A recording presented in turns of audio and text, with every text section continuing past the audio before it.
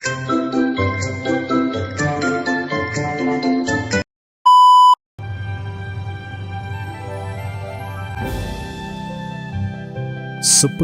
rejeki yang dijemput tiap pagi,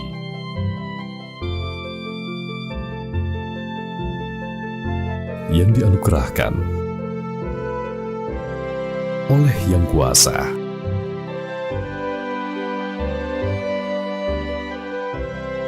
Harus selalu disyukuri.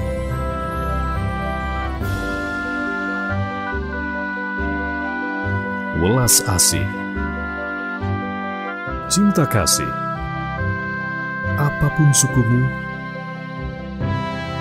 agamamu,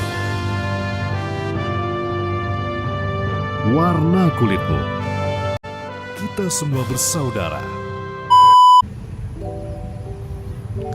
Bismillahirrahmanirrahim. Assalamualaikum warahmatullahi wabarakatuh. Selamat pagi, salam sejahtera bagi kita semua. Om Swastiastu, Namo Buddhaya, salam kebajikan.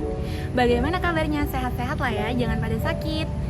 Hai all, saya Resti Nadia Utami. Di sini akan menyampaikan penjelasan dari toleransi dan keberagaman dalam beragama.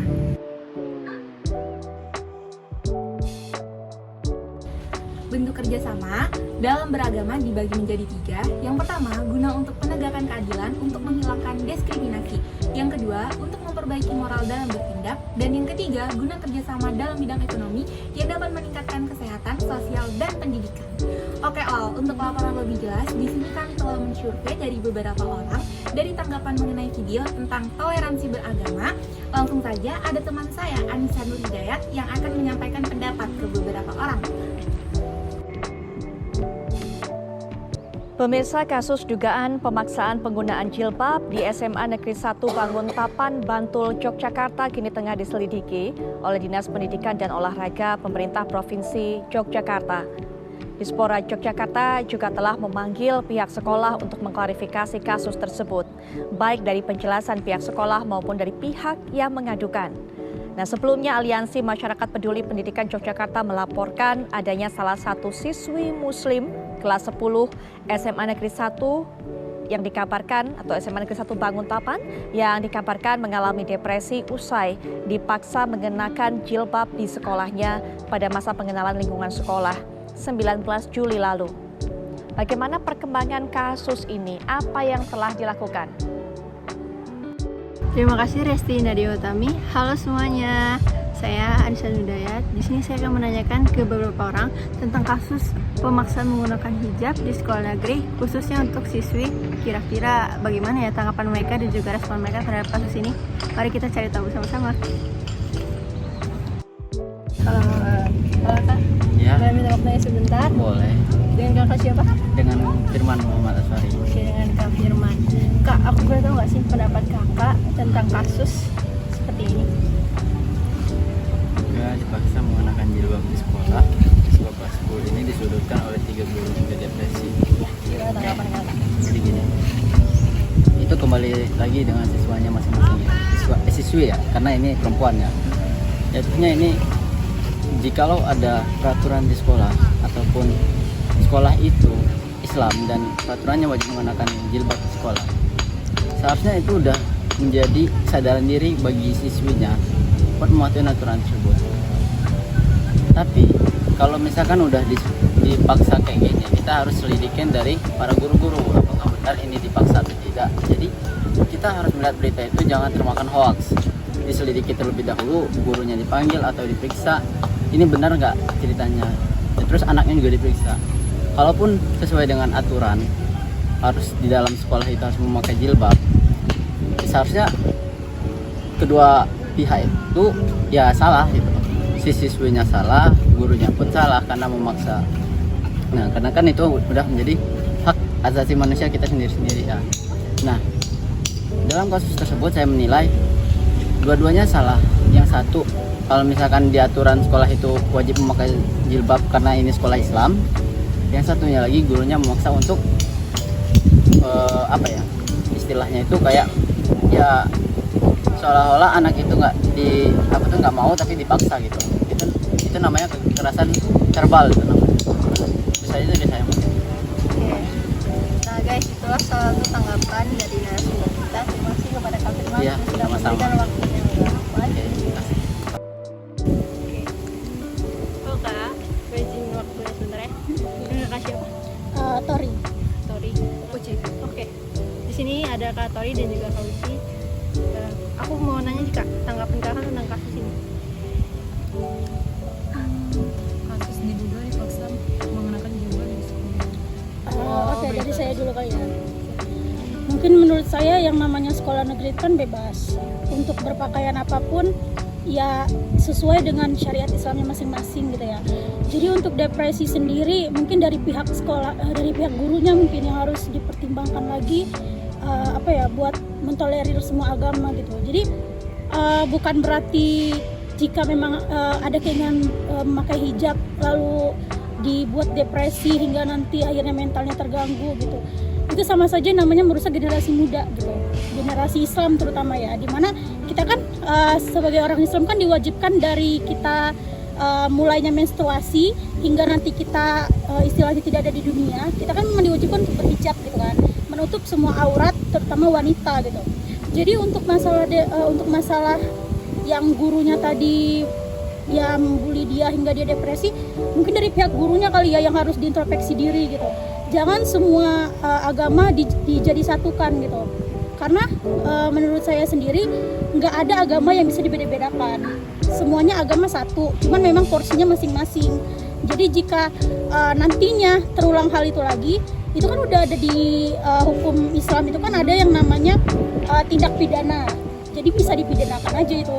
Itu namanya udah salah satu bikin mental anak muda jadi hilang gitu loh, jadi depresi gitu. Jadi kayak gini nih yang bikin anak Islam, anak muda generasi Islam terutama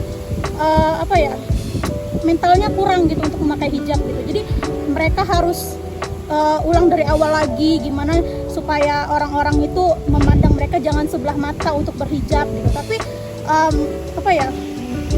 mereka harus pokoknya gara-gara inilah pokoknya mereka jadi harus ulang mental dari awal lagi. Sebenarnya ini bisa dipidanakan sih. Saya lebih setuju dipidanakan aja. Oke, baik. Kalau dari saya pribadi itu juga benar setengah persen dari apa yang dikatakan teman saya, bahwa sebenarnya kasus tersebut juga seharusnya tidak boleh sih dari pihak sekolah manapun juga tidak boleh memaksakan apa yang misalkan siswa itu lakukan jika siswa tersebut tuh tidak mau gitu memakai hijab. Dan juga itu tuh sebenarnya keinginan dari diri sendiri ya, dia mau mengenakan jilbab atau enggak.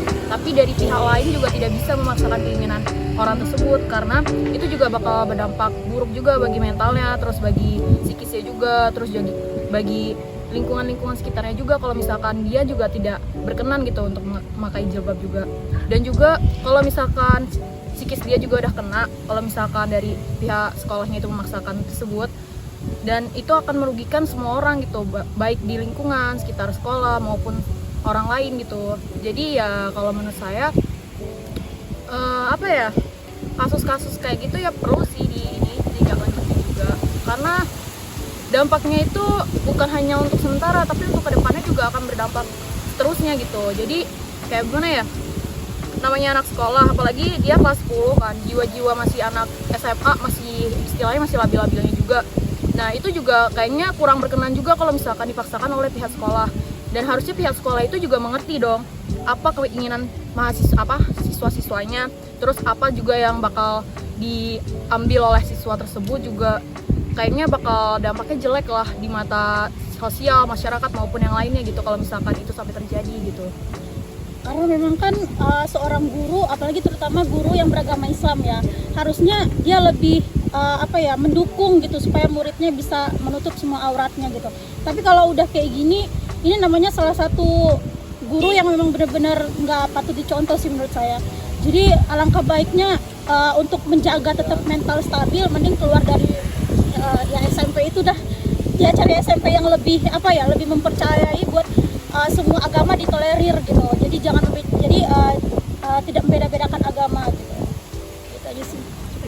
Nah guys, itulah beberapa respon dari narasumber kita. Terima kasih kepada kakak yang udah Sama-sama. Atas nama siapa? Oke, dan Kak Jessica. Kak Jessica, aku mau nanya nih Kak, tentang pendapat Kakak dan juga respon Kakak tentang kasus ini. Nah, kalau pendapat saya di luar kasus ini dulu ya. Kan setiap orang itu kan punya hak dan kewajiban. Dan kalau hak itu kan mereka bebas memilih karena itu hak mereka. Nah, sedangkan kalau kewajiban itu kan mereka wajib menjalankannya dengan baik. Nah, kalau dikaitin sama kasus ini, menurut saya ini hak siswi ini sendiri sih. Karena kebanyakan di sekolah negeri itu kan jilbab itu nggak diwajibkan. Makanya banyak agama-agama lain, nggak hanya agama Islam di sekolah negeri. Nah, kalau siswi ini sendiri seharusnya dia bisa memilih hak dia, bisa menentukan hak dia karena ini tidak wajib di bidang pendidikan. Sedangkan kalau di bidang agama, jilbab memang wajib bagi agama Islam. Karena itu kewajiban dari agama dia sendiri kan.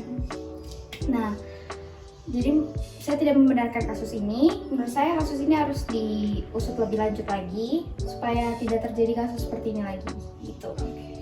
Oke guys, jadi itulah tanggapan dari narasumber kita, Jessica. Terima kasih Kakak Jessica ya sudah memberikan respon dan juga tanggapannya. Iya, sama-sama. Kak Jessica, sebentar ya. Kalau boleh tahu namanya siapa? Dewi Santi. Oke, dengan Kak Dewi Santi. Kak Dewi Santi, aku mau nanya dong tanggapan Kakak dan juga respon Kakak tentang kasus ini. Oke, menurut saya ya, dalam Islam sendiri itu kan memang seorang wanita wajib ya berhijab. Apalagi seorang wanita ini tuh udah balik gitu, jadi wajib untuk berhijab.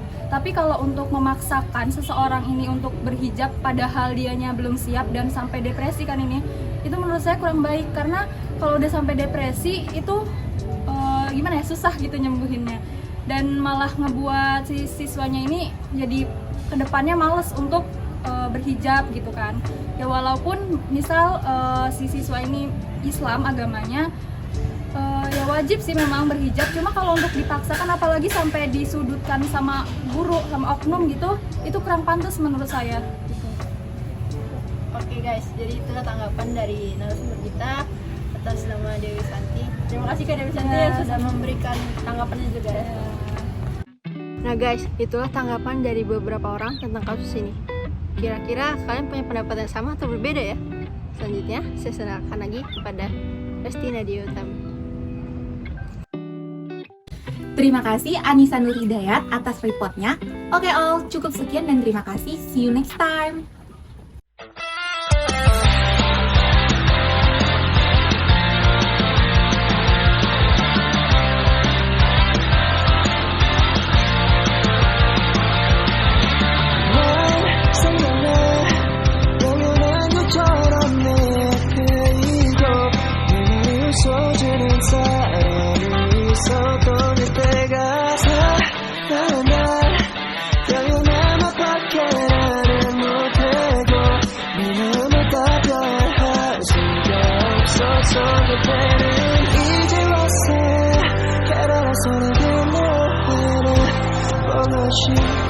보고 싶어도 이제 나만